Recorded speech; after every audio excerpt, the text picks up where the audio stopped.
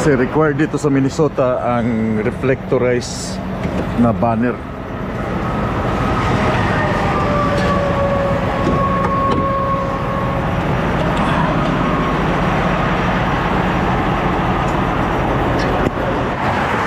Reflectorized na banner. Kasapaw ko na lang siya.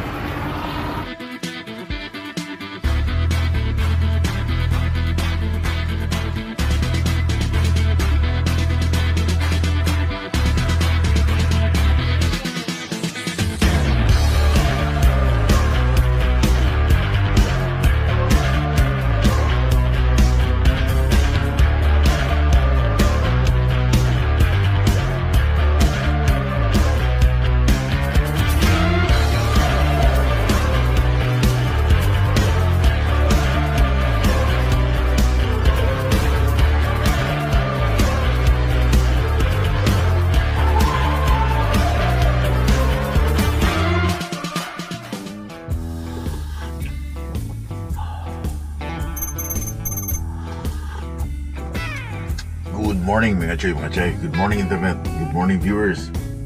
Good morning Illinois.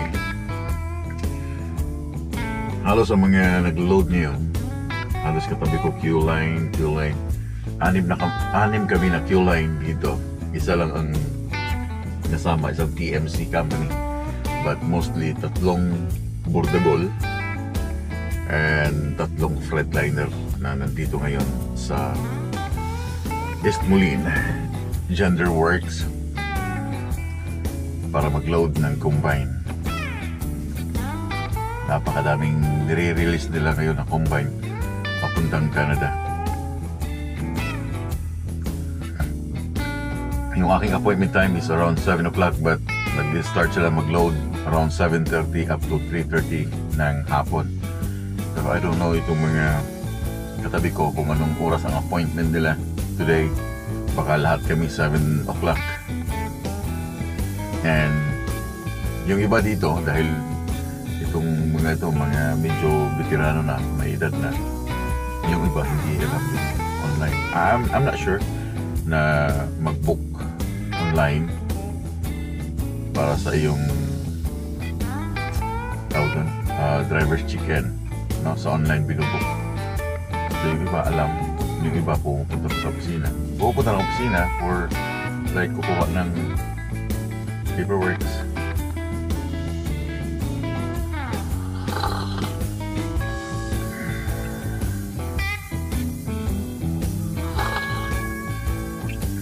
Nescafe. Wala akong labs today kasi malayo ako sa labs, so meron akong Nescafe. Talaga ng kape sa umaga.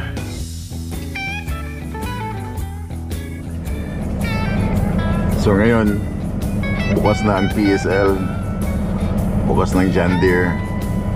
Pakiramdaman na lang kung sinong mauna.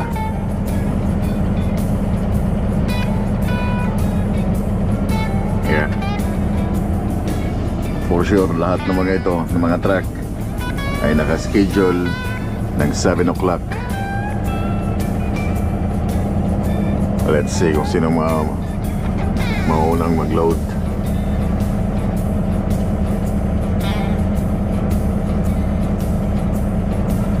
So naghihintay pa rin kami ng text from them kasi ilalagay mo yung number mo doon and then iti-text ka kung anong bay. Ito yun, no? PSL. Yeah.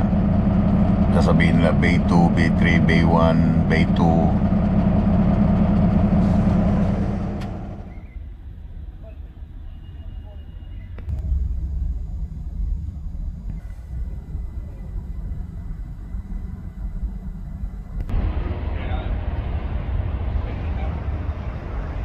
There you go, first track.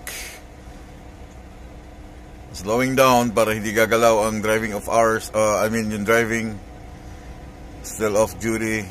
Yeah, first track, ganyan ang ginagawa. Slow down para hindi mag-activate yung driving mode.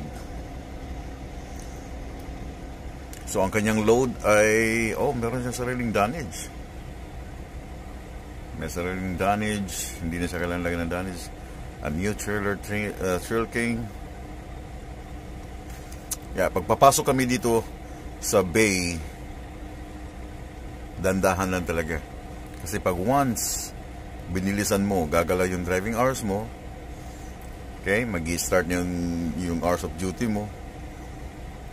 Lalo pag wala ka pang permit, maghihintay ka pa. So sayang yung oras na nag-start na siya. So slowly and slowly, then aatras ka dyan sa bay. Then pag natapos mo na lahat ang loading, paperwork, everything, meron ka ng permit, then that's the time na mag-start ka ng pre-trip and then loading doon sa ilag. Doon pa lang siya mag-activate yung hours of service mo na you're doing something today. That's it. That's how we do it.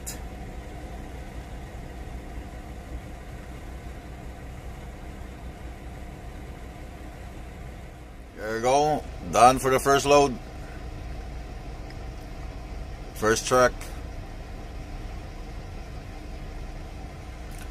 Kaya nagtatagal sila dun sa loob kasi halos sinisecure na nila buong load eh. Dapat isecure mo lang yan lang, yung axle na yan, no? Pero pati kasi yung likod tinitira nila, kaya yung isang truck umaabot ng isang 30 minutes. But anyway, next. Ako na pala yung next.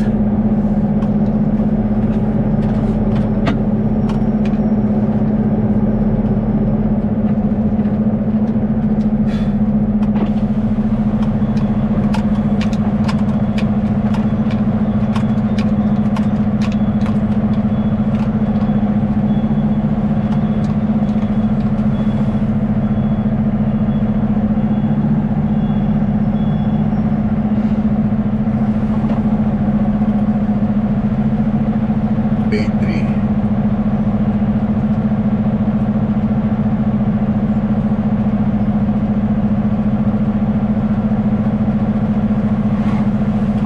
Pero wala pa akong permit.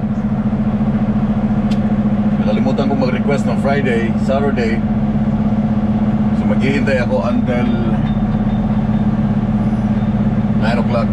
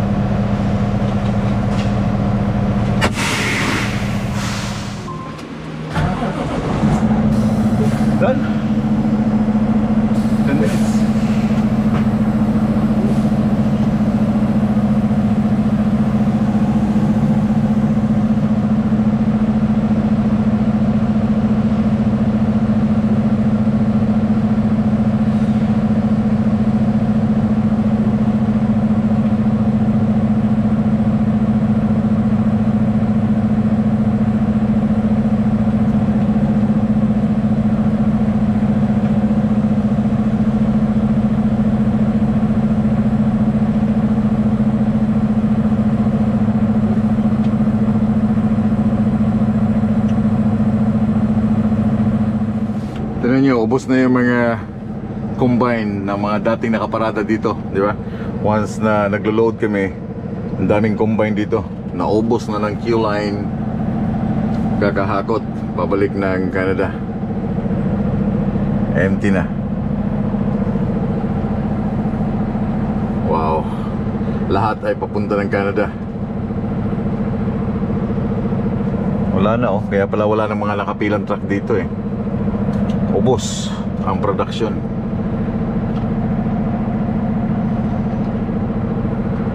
Totoo, baka totoo ngayon sinabi nila na yung John Deere ililipat na ng Mexico. Nag-uubos na sila ng mga equipment eh. So tapos na rin yung isa, tapos na rin ako, nandito na ako sa labas. Ito, wala pa tong permit, basta paparada dito sa labas ng yard ng John Deere. Mga wala pa tong permit, just like me. Naghihintay ng permit dahil ngayon ay alas 9 pa lang, alas 8 pa lang ng umaga sa Saskatoon. So kapapasok pa lang ng mga taga-permit division office. Kaya tambay mo na dito. Meron pang isang Q-line, kapatid ni Bordagol, ang hindi pa nakargahan. Merong isang Bordagol doon na nandun na naka-linya. Yung kapatid ni Bordagol, yung kuya nyata yan, ay hindi pa nalalagyan.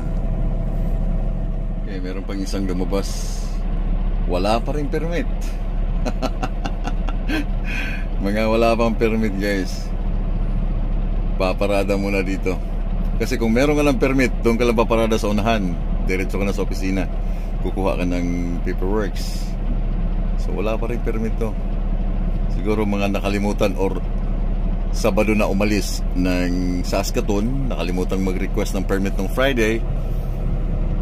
So sabay-sabay kami ngayon. Kung may permit na mamaya lalabas, sabay-sabay kaming aalis lahat. Convoy all the way hanggang Saskatoon. Pero mga ito, papasok ng North Portal. Pumapasok ako ng Pembina or Emerson.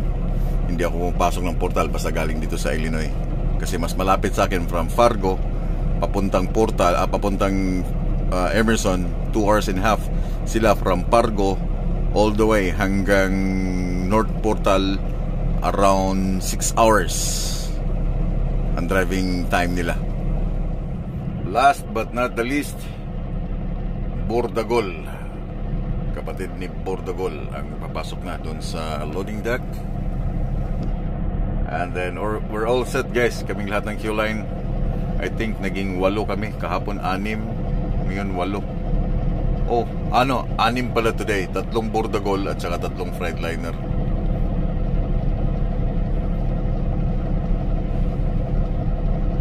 Okay, yan ang may permit, Bordagol. Okay, pag nakaparada ka dyan, ibig sabihin ready to go. Pagkakuha ng mga papilis, alis ka na. May permit yan, naka-order na yan, I think nung Friday or nung Saturday morning. Nakakuha na yan siya. So siya pa lang ang first na load, kasamahan namin na nag-load dito ngayon na merong permit for sure. Check natin ang kanyang securement. The same thing. Yeah. X9. Oh, this is X9 1000 1000. Yes sir. So may permit na yan. Meron na rin akong permit for sure.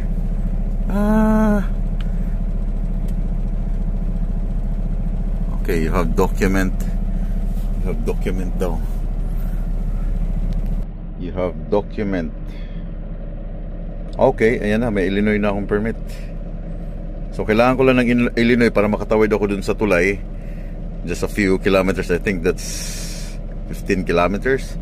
Then meron na rin akong Iowa. Iowa is 380 to 18, Waterloo 18, then 35. Alright, so meron na.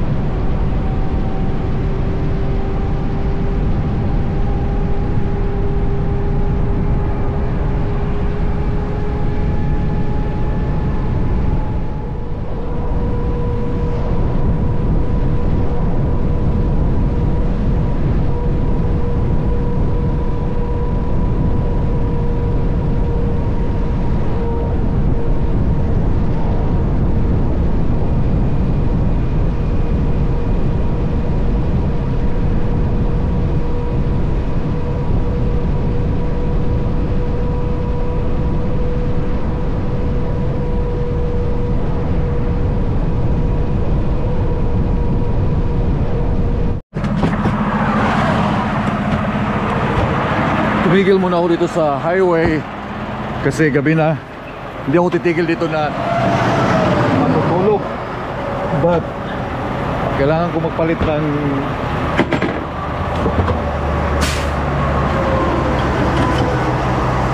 magpalit ng signboard sa likod. Ano yung banner sa likod.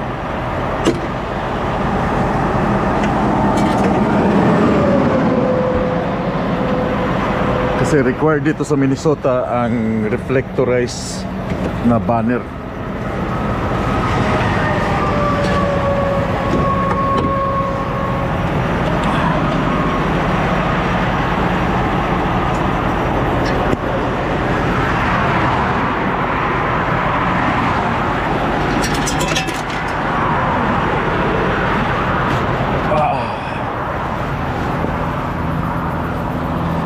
Wala na akong ibang pwedeng paradahan dahil yung last na truck stop ay nilagpasan ko na.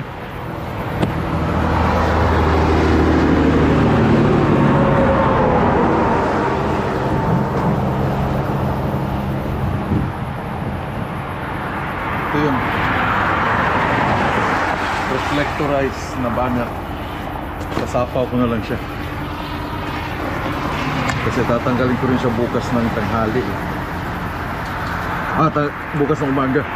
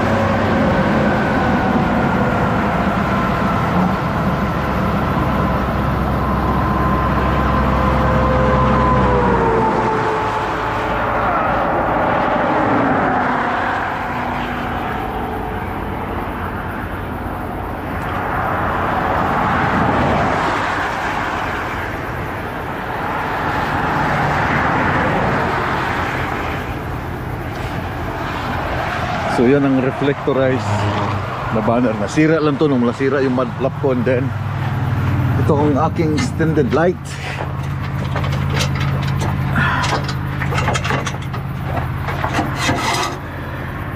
Lalabas ko lang.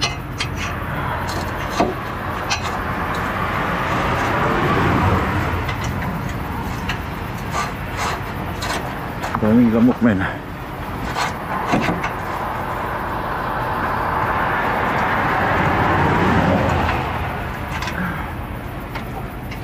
Yeah, extended light out, banner.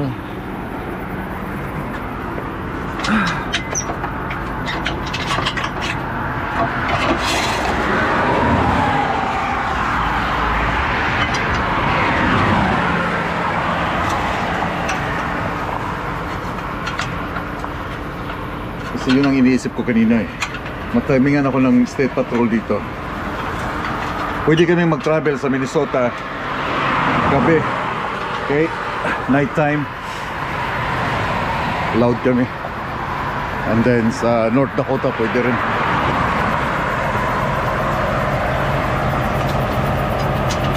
May certain dimension na pwede kang mag-travel sa gabi sa Minnesota and North Dakota.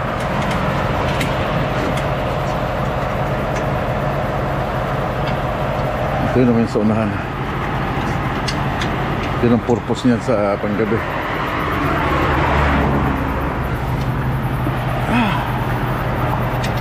Pero bukas ng umaga, hindi mo siya kailangan sa araw. Gabi lang.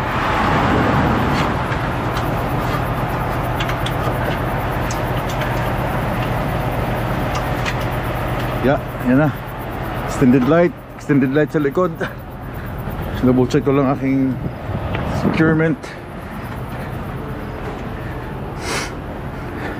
Tigil ako sa Pargo para refuel. Daming lamok. Then drive ng konting minuto. Labas lang ako ng Pargo mamaya after refuel.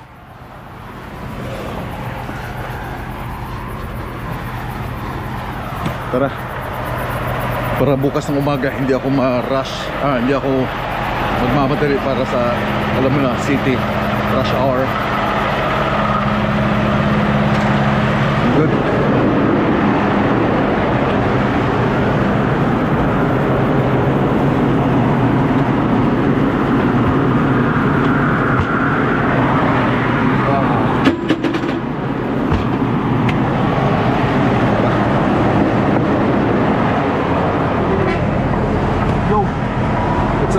Shoutout sa'yo, Filipino Prince Transport.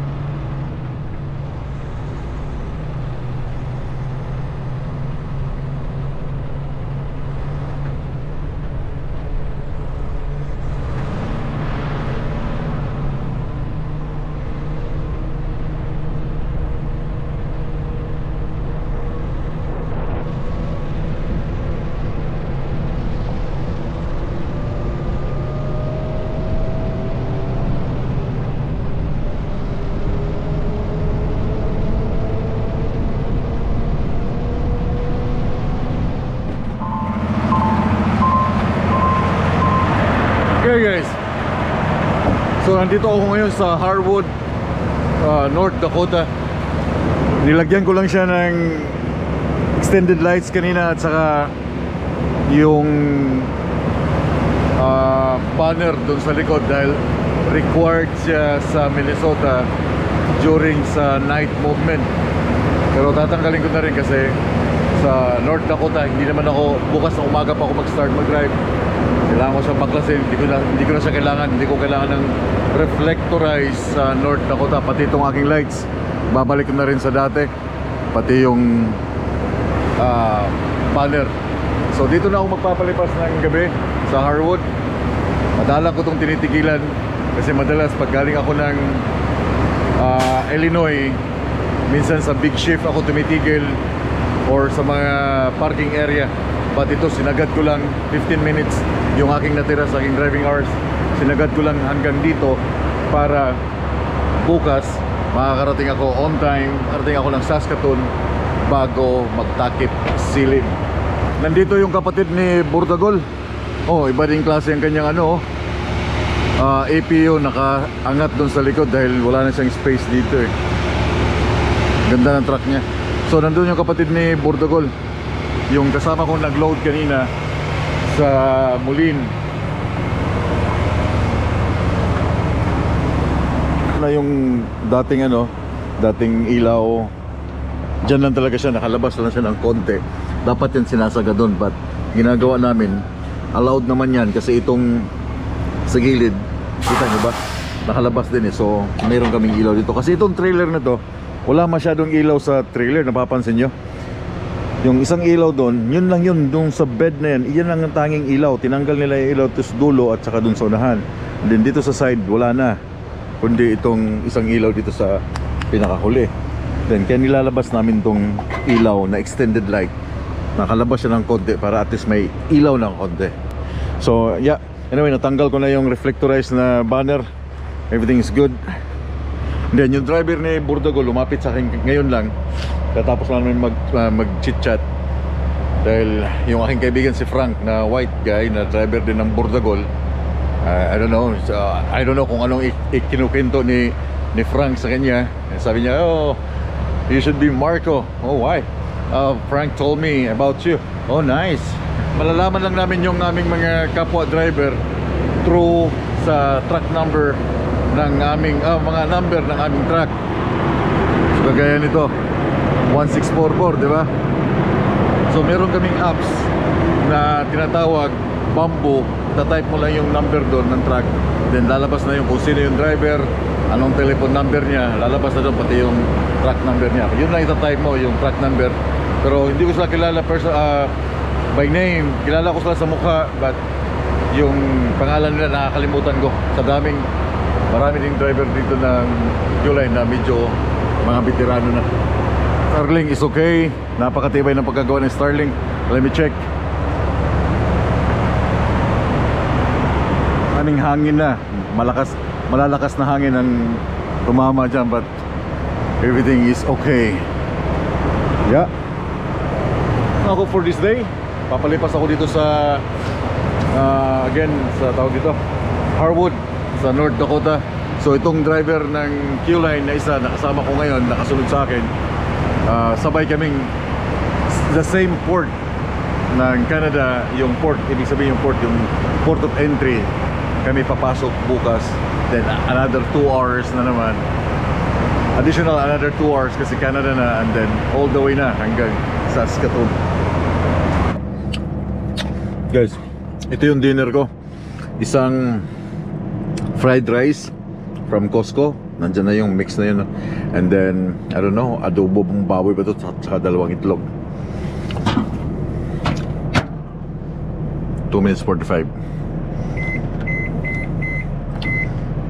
Kung kami nakakapanood ng sinihan dito sa... Ito yung aking laging routine every night. Pagkatigil ko sa parking, painit ng kanin. Minsan tinatamad na rin akong kumain sa sa hapunan, tinatamad na ako. But ngayon lang kasi hindi ako kumain ng almusal, hindi ako kumain ng tanghalian. So itong aking dinner ay mas marami to. Pero maya-maya pa naman ako matutulog dahil mayroon pa akong mga gagawin sa mga editing, bla bla bla. Tatapusin ko mo itong vlog or content ni Batang, si Limoyco family. Gwapo, bagong gupit. Isa din to sa mga pinapanood kong content creator, no? Kasi habang kumakain ka, siyempre ano din tayo sa mga buhay-buhay nila dito sa Canada, yung mga struggles and mga na-achieve nila dito sa Canada. Bibitawan ko na kayo, hindi ko na kayo isasama dito sa aking hapunan tonight.